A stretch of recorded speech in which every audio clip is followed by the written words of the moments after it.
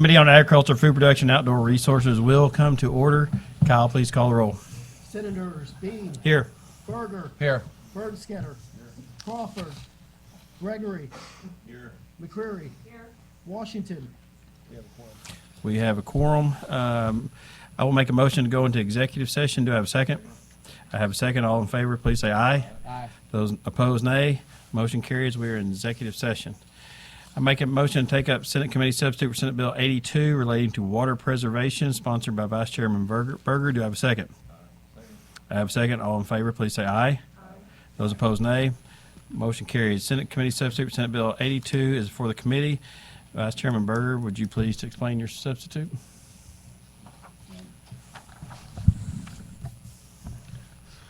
We added clarifying language that DNR must notify the county commission within 30 days of receiving a permit application. We added the 30-day requirement. First sub didn't have a timeline.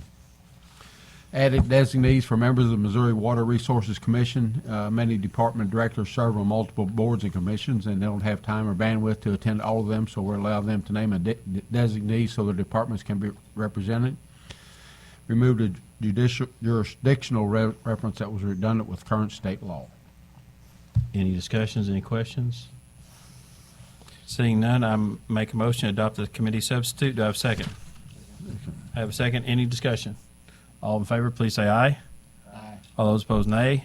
Motion carries. The substitute is adopted.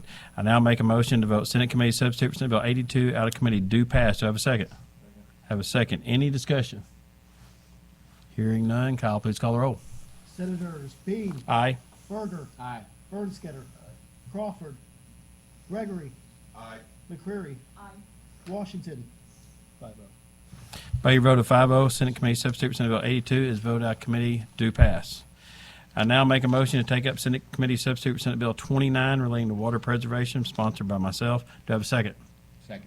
I have a second. All in favor, please say aye. Aye. Those opposed, nay. Ayes have it. Motion carries. Senate Committee Substitute for Senate Bill 29 is for the committee. The substitute is identical to Vice Chairman Berger's legislation we just voted on. Any discussion? Hearing none, I make a motion to adopt the committee substitute. Do I have a second? I have a second. All those in favor, please say aye. Aye. All those opposed, nay. Motion carries. Substitute is adopted. I now make a motion to vote Senate Committee Substitute for Senate Bill 29 out of committee. Do pass. Do I have a second? I have a second. Any discussion? Hearing none, Kyle, please call the roll. Senators Bean, Aye. Berger, Aye. Bernskoetter, Crawford, Gregory, McCreary, Washington. By your vote of 5-0, Senate Committee Substitute for Senate Bill 29 is voted out of committee. Do pass. I now make a motion to exit executive session. Do I have a second? Second. I have a second. All in favor, please say aye. Aye. Those opposed, nay. Motion carries. We are out of executive session. I appreciate everyone who has traveled across the state to be here to attend today's hearing. For those here to testify on legislation, please speak into the microphone, introduce yourself, and address the comments to the committee members. Please keep your comments relative to the legislation. Once your testimony concludes, the committee members will have an opportunity to ask questions. Please complete the witness appearance form on the table and leave it on the table for committee minutes unless you filled one online. Please silence your cell phones at this time if you've not already. So today we've got two bills on the agenda today. First up is my Senate Bill 120. Vice Chairman Berger, the gavel is yours.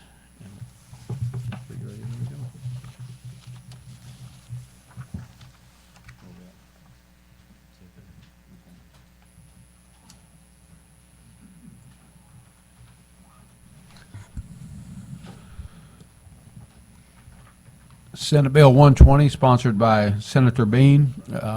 Proceed when ready, sir.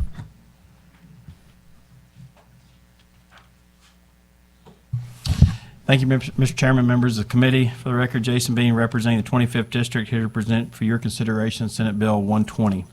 Senate Bill 120 addresses funding issues with DNR's Air Pollution Control Program. Traditionally, funding for their air pollution control program has been provided by fees levied on those that are the source of pollution or those that receive services provided by DNR. So when companies reduce their emissions, the fees are also reduced. Enough businesses have reduced their emissions to the point where DNR is predicting a revenue shortfall.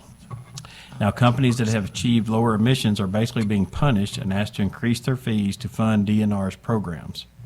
As emissions continues to decline in the future, we need to find a long-term solution so we don't constantly raise fees and place undue burdens on Missouri's businesses. Senate Bill 120 makes two changes to how DNR funds are handled. Right now, unused funds in various DNR accounts, which are funded by permit fees, are swept into the state's general revenue fund. This legislation would end that. This bill would also use a portion of the existing general revenue sales and use tax generated by utility companies to fund the programs. This small transfer, about $3 million, when combined with existing permit fees and other fees, will fix the projected shortfall for the air pollution control program. This is not a tax increase. Instead, it is just a transfer of a small portion of existing sales and use taxes collected by remitting by utility companies. These two changes would protect targeted investments in the protection of our state's resources for years to come. With that, I'll be happy to answer any questions. I think I've got some good witnesses coming up as well. Any questions for the senator? Seeing none, anyone testifying in support of? Mr. Chairman, members of the committee, Ray McCarty, President of Associated Industries in Missouri, and we thank the Senator for sponsoring this legislation again this year. Last year, it became apparent that the pollution control program was going to be short on money. And we have the process in statute right now when the pollution control program is short on money is to pull all the stakeholders together and come up with a fee increase plan that everyone can live with. That's a process that was set up many years ago, and it works fairly well. The problem we have, as the Senator explained, is as these companies are getting better about emitting less and doing better with pollution control, the fees that they pay actually go down at the same time that costs for the program are going up. And so you have an unsustainable revenue source right now. And so our solution is to use a portion of the sales tax revenues that are already collected and remitted by utility companies and earmark that money for the air pollution control program. Similarly, as the Senator explained, from time to time, various funds are swept into general revenue. And this has happened to these targeted funds. And that's just ridiculous. If we are short in those funds and we're trying to raise additional money, we shouldn't be sweeping the money into general revenue. It's something I've always found a little offensive when you pay a certain fee that is supposed to go into a fund and it can only be used in that fund, and then on June 30th of any particular fiscal year you sweep that money into general revenue. You kind of overcome the real purpose of that fee. And so we need to preserve those funds that are put in the fund so they can be used for the program for which they are targeted. And this will provide a longer-term sustainability for the program. This is something that we really think would work well. As I said, the stakeholder process, when we went through the stakeholder process, we were only able to come up with about $1.5 million worth of fees, because this hits mainly the 5 or 6 large companies in the state, and then a lot of small companies. And many of them are utility companies, which, as Senator McCreary knows and does a good job of defending consumers, this is all passed right on through to the consumers. And so all of us are paying for this on our utility bills. We thought rather than doing this shell game, we just make it a little more direct and go directly with revenue that's already collected and remitted by the utility companies to the state, earmark that money for the fund that serves everyone. I'm happy to answer any questions you may have. Any questions for this witness? Thank you. Thank you.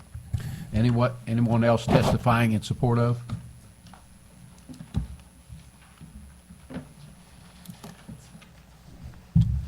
Mr. Chairman, members of the committee, my name is Dan Kleinsorge. I'm Executive Director of INFRA, formerly the Missouri Limestone Producers Association, and we're the trade association for sand and crushed stone production in the state.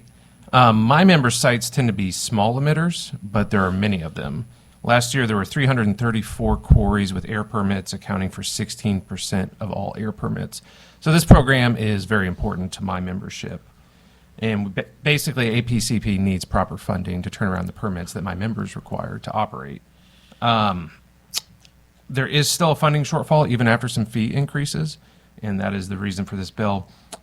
We feel that Senate Bill 120 is a permanent solution we need for effective and solvent air pollution control program. Through this mechanism, users are still paying for the service, but the funding source will stabilize long-term. I want to thank the sponsor of the bill, and I would be glad to answer any questions. Any questions for this witness? Senator, proceed. Good morning. Thanks for being here. So you talked a little bit about a turnaround time for permits. What's the average turnaround time for what your members need?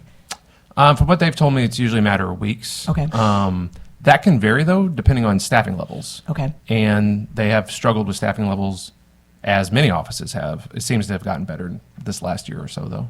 Okay, But around so- 2021, when inflation was hitting the state really hard, yeah, it was kind of a problem. Okay. So if we pass a bill like this, it could help with staffing levels as well, because they would have appropriate resources. You know, I wouldn't speak for the department, but yes, Okay. I think so. I would Yeah. think so. Awesome. Thank you. Any further questions for this witness? Thank you. Anyone else to testify in support of Senate Bill 120?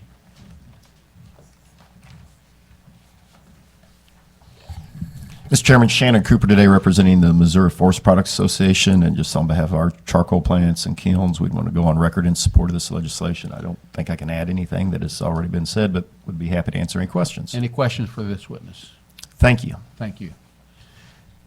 Anyone testifying in support of Senate Bill 120?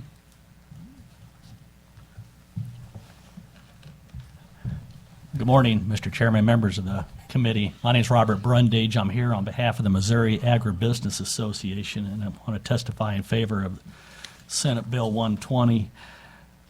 First of all, who is the Missouri Agribusiness Association, and why are we even interested? We have lots of members that run grain elevators and feed mills all across Missouri, and those type of facilities need air permits, especially we're interested in air construction permits. And why is this bill really important? We need funding for the DNR's air pollution control program. And when the program is funded, they can issue these permits in a timely manner. Senator McCurry, your question was right on. This is really kind of to ensure that we can get permits on a timely basis. So if we need to build a grain bin somewhere, we don't have to wait a long time when the harvest is coming right up on top of us. We need permits timely. So a well-funded and well-functioning Department of Natural Resources is really good for business. And so, as mentioned before, there's been a reduction in emissions due to pollution control efficiencies from businesses all across the state. There's this funding shortfall. Just a year or so ago, there was a significant increase in these emission fees that stakeholders urged the Air Conservation Commission to adopt. But still, there's a shortfall that we really need help with. So this bill really provides a sustainable method to move forward and keep the department funded and keep these permits rolling out for businesses, which is really essential for our economy. And also, like Ray McCarty mentioned, to terminate this sweep of any of the funds that we pay in to run the department would really be helpful too. So thank you very much for the opportunity to testify this morning. Any questions for this witness? Thank you. Again, anyone testifying in support of? Good morning, Mr. Chairman, members of the committee. My name is Mark Rhodes. I'm here on behalf of the American Council of Engineering Companies of Missouri. Simply want to go on record in support of the bill.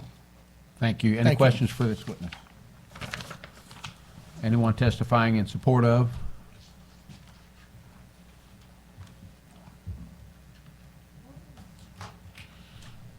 All right. Allie Gatwood, Legislative Liaison for the Missouri Department of Natural Resources.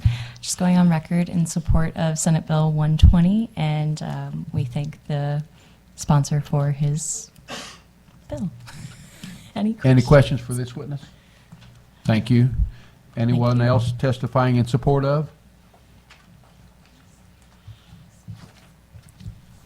Mr. Chairman, members of the committee, Randy Scher representing the Mining Industry Council of Missouri and the Missouri Concrete Association on behalf of the mining members that are very similar to Dan's, in some cases the same. And on the concrete side is for the concrete plants, the cement manufacturing plants, and the block plants. So on record in support. Any questions for this witness? Thank you. Thank you. Anyone else testifying in support of? Okay, anyone testifying in opposition to? Seeing none, anyone testifying for informational purposes only? That concludes the hearing on Senate Bill 120. Next up is Senate Bill 105. Senator Bernskoetter, start when you're ready, sir. Thank you, Mr. Chairman, members of the committee. Like the chairman said, I'm Mike Bernskoetter representing the 6th District. Senate Bill 105 is trying to control the spread of invasive plant species in Missouri. Under the act, that all plant nurseries shall meet certain affidavit requirements relating to plant pest infestation. The affidavit shall state that the nursery dealer shall not knowingly and intentionally sell or distribute any viable plant portions or seeds of certain plants described in the act. And the plants are climbing euonymus, Japanese honeysuckle, Sericea lesbedeza, burning bush, and calorie pear. And I'd be happy to answer any questions. Any questions for the senator? Yes, Senator, proceed.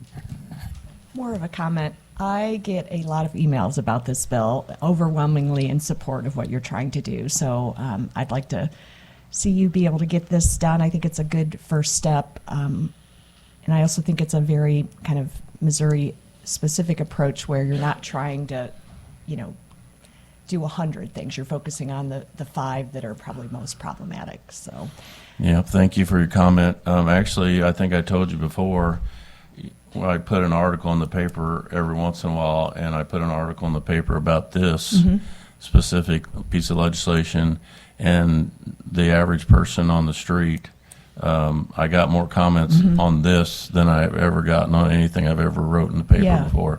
right. No, Yeah. I hear that. Probably a warning to anybody listening. You never want to go on a hike with me because honeysuckle is all over the parks, and I just will practically filibuster the hike complaining about how honeysuckle is ruining the state parks and conservation areas and that kind of thing. So just a little bit of a warning. So Do you pull them out by the I roots? try to, and then, some of the big ones that we're doing some honeysuckle eradication in Stacy Park in Olivet, and some of the roots on the honeysuckle are like Oh, small yeah. trees. And so then But the small ones you can pull out. yeah, but the big ones we cut Oh. with a chainsaw, and then we paint the cut area Oh, with yeah. Roundup. Yeah, another thing I told you too is when COVID hit and we were off for 6 weeks here at the Capitol, that's all I did at home was honeysuckle. Yeah. And then sometimes I would drink too. Yeah, that's for another meeting. Yeah. All right. Thank you. Thank you, Senator. Any other questions or comments for the senator? Anyone testifying in support of Senate Bill 105, please come forward. Again, have the witness form, please.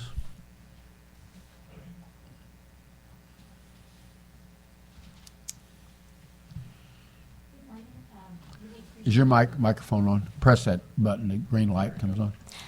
Hello, my name is Carol David. I thank you all for this opportunity to voice my support for this bill. I am the chair of the Missouri Invasive Plant Council. This is a group of individuals representing agriculture, horticulture, conservation, research, and land management. Our mission is to advance efforts to reduce the negative impact of invasive plants in Missouri. And as you all know, non-native invasive plants, including the 5 listed in this bill, threaten Missouri's forest products, industry, livestock producers, and hunting and other outdoor recreation, and the livelihoods that they support. Invasive plants create costly and time-consuming problems for landowners and homeowners, and they also require tax dollars to remove on public land. This bill is a positive step forward in helping to stem the continued spread of invasive plants, and several other states around the country have prohibited the sale of certain invasive plants too, and so now we have the opportunity to do so as well. In 2020, the Missouri Invasive Plant Council invited the agriculture, horticulture, and conservation sectors, as well as the general public, to provide feedback on which of Missouri's long list of non-native invasive plants they would support being on a cease the sale list and which ones they would not support being on such a list. And last year, when Representative Sassman drafted a bill similar to this, he asked for the council's recommendations for species to include on the list. And because of the work that we did to solicit and compile input from a diversity of stakeholders, we were able to provide the top species that had widespread support and that continue to be sold. And they're the same 5 species included in this bill. I would like to note that for winter creeper, also known as climbing euonymus, which is one of the 5 species on the bill, there's only one variety that is particularly problematic, and that is variety coloratus. And also for burning bush, which is another one of the 5 species in the bill, there's only one cultivar that is especially problematic, and that's burning bush cultivar compactus. And I believe someone from the horticulture industry here today can provide more details about that. Last year, some elected officials voiced concern about similar bills that were introduced, that they were infringements on personal freedoms. Yet there are hundreds, if not thousands, of non-invasive alternatives to purchase and plant instead of these plants. And invasive plants, in fact, that spread give homeowners less freedom to grow what they want on their own properties. To benefit Missouri and Missourians, we encourage you to support passage of this bill, and thank you for introducing it and filing it, Senator Bernskoetter. Any questions of this witness? Thank you. Thank you. Anyone testifying in support of?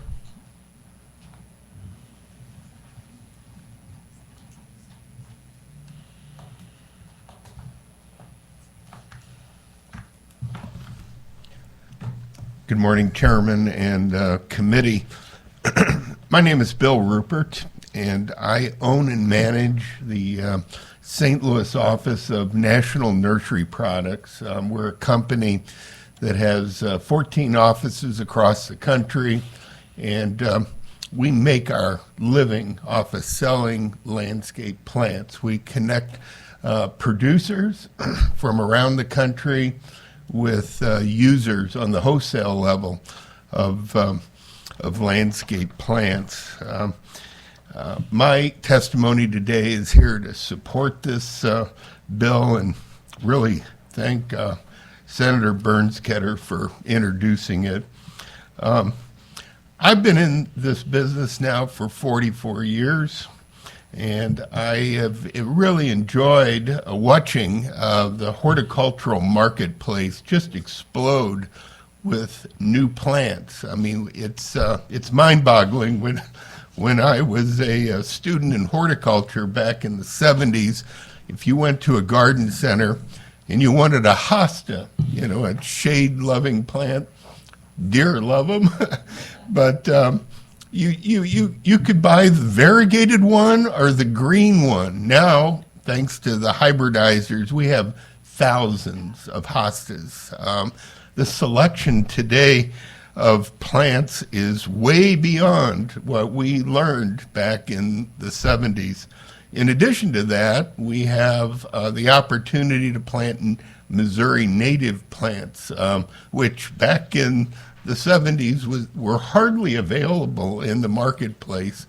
But thanks to the efforts of Missouri Prairie Foundation and Grow Native, we now have a thriving native plant industry.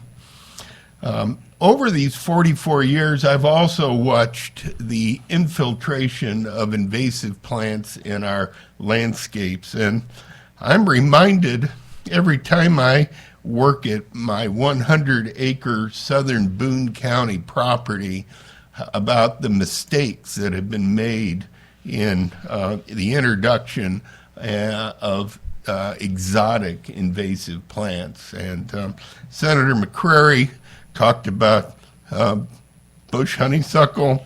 On my farm, I have to clear the multiflora rows to get to the bush honeysuckle. So anyway, we've learned some tough lessons, and I really hope that this bill will be ultimately passed, because we just don't need these plants in my industry anymore. There's just too many other choices. If you open up a catalog of hydrangeas, just hydrangeas alone, I mean, it's just amazing. And that's our top selling shrub in the marketplace today. And hydrangeas are far from being invasive. Carol mentioned the two plants.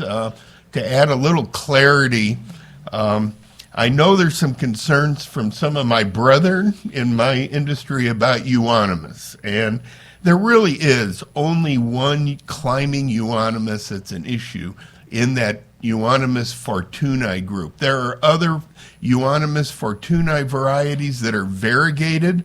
I don't find them to be very attractive, but they sell well in the marketplace. They do not produce fruit that are eaten by the birds and are distributed through the landscape like euonymus fortunei coloratus. So that's a good clarification. It might reduce a little bit of the opposition if there is any. The other one is burning bush. The principal variety sold is a variety called compactus, and it does produce fruit, and it is a real issue, especially in certain parts of the state. You know, one point that I'd like to make about invasive is, we've kind of, we've lost the war in some parts, our urban areas. I mean, you go through Chesterfield Valley, and calorie pear it just lines the road. It costs our highway department funds in order to get it removed for the safety zone. But there are precious areas in our Ozarks that do not have these invasives. They do not have calorie pear. And we really need to protect those valuable natural resource areas of our state.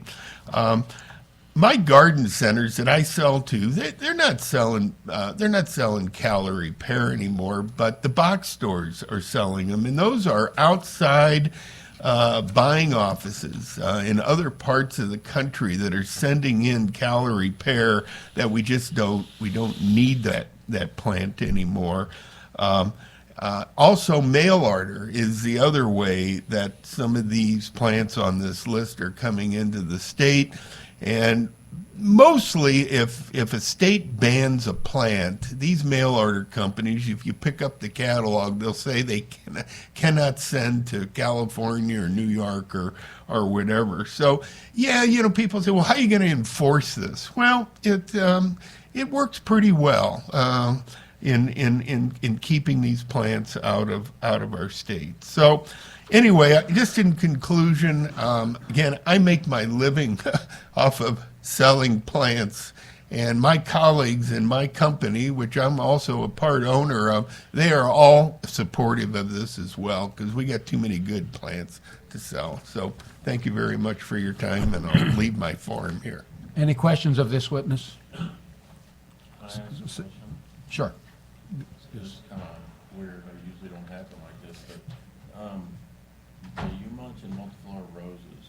Is that not sold at all anymore?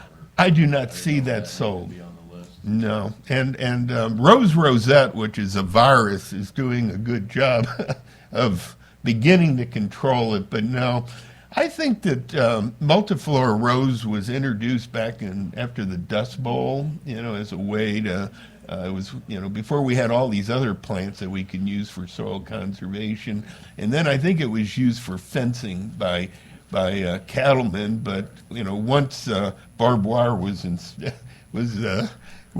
invented, we didn't need it anymore. So, yeah, very good. Thank you. Anyone else to testify in support of?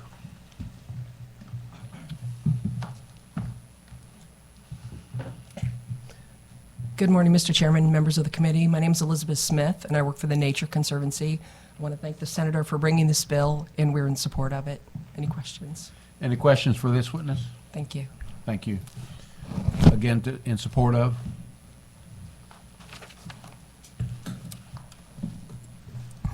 Thank you, Mr. Vice Chairman, members of the committee. I'm Tyler Schwartz with the Conservation Federation of Missouri, and we'd like to go on record and strongly in support of this legislation as well. Just a few quick additional things to mention. We recently passed a resolution that passed and strongly in support of our state's economy, natural resources, and our land management efforts through that resolution. And also, currently state agencies, including the Department of Conservation, Department of Natural Resources, state parks, like you mentioned, the city, county, federal, NGO land managers are forced to dedicate a lot of time, energy, money towards removing these species. So it's really important. You know, we've all seen those calorie pear trees that Bill mentioned in the spring.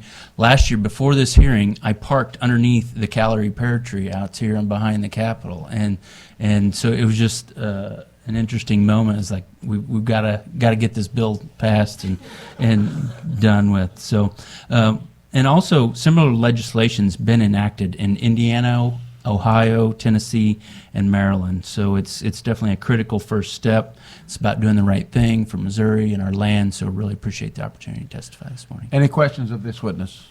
Seeing none, anyone else testifying in support of Senate Bill 105?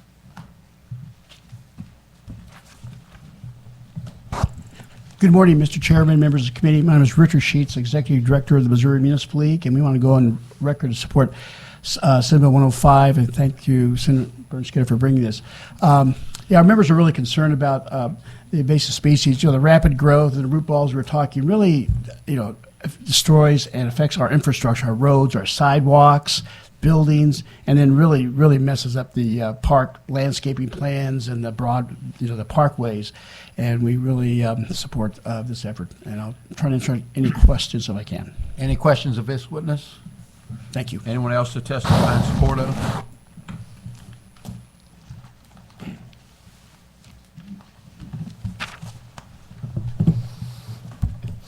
Thank you. My name is Matt Arndt. I'm the Vice Chairman of the Missouri Invasive Plant Council and the President of the Missouri Consulting Foresters Association.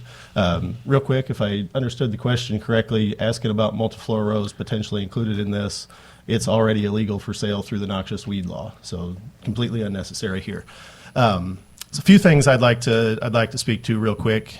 First off, acknowledge that for all of us in the invasive plant world, there is no silver bullet. If there was one, I would really like to think that we already would have used it. One of the criticisms that I had seen of the version of this bill last year, and the same on the House side, is it doesn't explicitly make sales illegal, but I would say that it certainly can be expected to eliminate the vast majority of new invasive plants coming out onto the landscape. So I'm in my 18th year right now as a consulting forester. I visit private properties, public properties, federal, state, you name it, all around the state. And during those 18 years, I've seen a definite increase in the abundance of these invasive plants and the number of satellite populations of them that continue to pop up around the state. Invasive plants in general absolutely have the ability to end oak forests as we know them. They do that by displacing the regeneration and shading the regeneration. If there's no new saplings, there is no future oak forest. One question I frequently hear when I talk about these efforts is it too little too late? And to that I say absolutely not. The analogy that I like to use is the first step in putting out a fire is to stop pouring gasoline on the fire. And every plant that gets sold and planted is another drop of gasoline on that invasive plant fire. Last thing I'd like to speak to, in the House hearing last year, there was a representative that posed the question of why can't we expect Missouri homeowners and landowners to make these types of decisions for themselves, to decide which plants to assess that invasiveness. And I say, knowing what I know about invasive or about plants in general, I think that I know a lot about plants until I get around someone that actually knows a lot about plants. And those are the people that I want to make those decisions. The ecologists, the botanists, the horticulturalists, those field biologists, those are the people that I actually expect to understand the invasiveness of these plants and that potential. And that's a major group of people in support of this specific list of species. And the current abundance of invasive plants throughout the state is evidence that the status quo isn't working. Something needs done. Thank you. Any questions for this witness? Seeing none, thank you for your testimony. Anybody here else in favor of Senate Bill 105? Please come forward.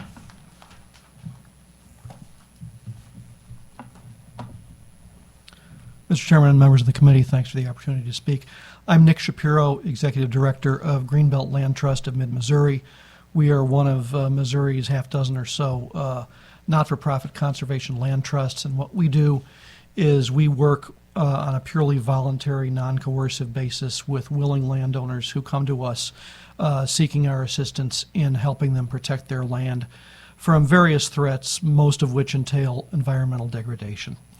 And the primary way we do this is we accept donations of conservation easements on those properties from these landowners. The easements, I'm not going to get into all the details of them, but one of the things that they can provide for is restrictions on what landowners can do in terms of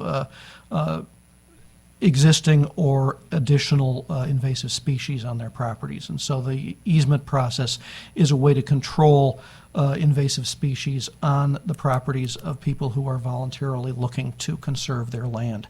And so what we find a lot is that the landowners that we work with are struggling to get control of honeysuckle and winter creeper and multiflora rose, and some of which are already under control from a regulatory standpoint, but some of which are the subject of Senate Bill 105 here. And what we're finding is that despite the best efforts of these landowners to control what's on their land, their ability to manage their land properly is impaired by the ability of neighboring property owners to introduce invasive species which inevitably crowd into their land that they're trying to conserve. So we support Senate Bill 105 as a way to enable the landowners that we work with to control the land, not just by virtue of the efforts that they're putting forth, but also by controlling the things that are outside of their control, the actions of neighbors who are doing things that are detrimental to the conservation efforts that they're trying to put through. So, long story short, Greenbelt Land Trust is very strongly in support of this measure. Thank you. Thank you for testimony. Any questions for this witness? Seeing none. Once again, thank you for testimony. Next up in favor of 105.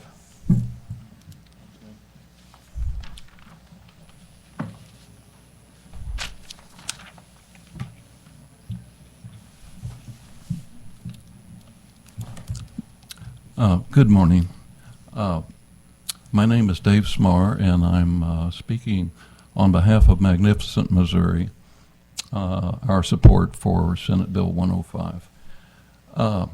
Magnificent Missouri's mission is to conserve and increase appreciation of the Katy Trail and the last 100 miles of the Missouri River Valley through education, events, and collaborative projects.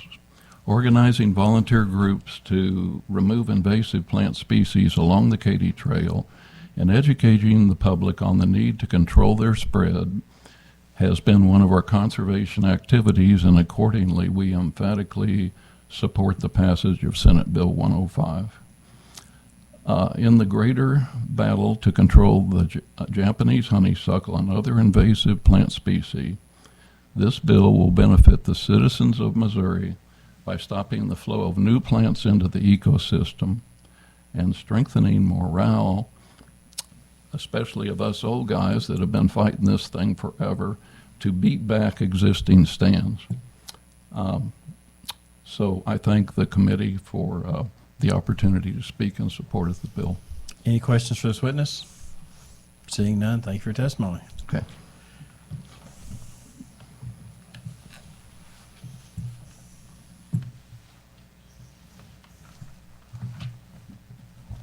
Mr. Chairman, Shannon Cooper today representing the Missouri Cattlemen's Association. I intentionally went last with hopes that no one would ask me to pronounce any of these weeds because I cannot.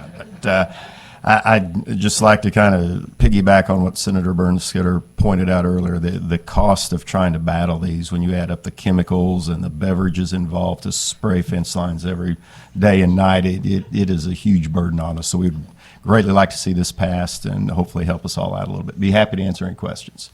Any questions for this witness? Now, do you have a specific scientific name of one of the plants you'd like to talk about? Or? Senator, I'm going to try and not embarrass myself, but on behalf of the cattlemen's, we would like one more plant added. Mint is in the pronunciation of it. It is a purple plant of some type, but it immediately kills cattle when they eat it. So our executive director, Mr. Deering, will reach out to the senator with the exact name, proper spelling, as well as pronunciation, because I cannot do that. Yeah. I am not an expert in pronunciations. Any further questions for witness? Thank you for his testimony. Thank you. Next up, in favor of Senate Bill 105. Seeing none, anyone here in opposition to Senate Bill 105? Please come forward, sir.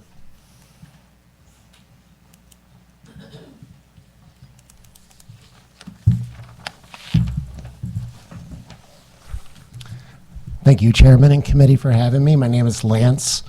I am a manager at a wholesale plant nursery in Missouri. Ironically, even though I'm testifying against this, I agree with 99.9% of the bill and pretty much all the comments that have been made. I'm touching on sort of what the first two speakers spoke about, Carol and Bill, about two specific plants that are listed. This was Euonymus elatus and also Euonymus fortunei, and they both mentioned about Euonymus fortunei coloratus as being the main culprit. Also Euonymus elatus compactus also being the other culprit, which really encompasses, I think, most of the issues. Versus the other cultivars varieties. Basically, that's my issue, is that any cultivars varieties would be included in this, and under my interpretation. So just a little bit about cultivars. The inclusion of cultivars and varieties would prevent the continued and future sales of plants that exhibit or bred to be all or significantly less invasive as compared to the parent species. Additionally, without a motivation of market and sales profit to improve on these invasive species, the research and breeding to improve plant selections would be devalued and innovation would be lost in the horticulture committee, in industry, excuse me. With present and inevitable future changes to the general landscape environment, such as climate changes and increased pest disease issues, the need to create and breed for more improved plant qualities, adaptability is even more relevant and should not be deterred. For a potential sales ban, I would encourage language exempting non-invasive cultivars if scientific evidence is presented. This would be similar to sort of what the state of Ohio adopted for their invasive plant legislation.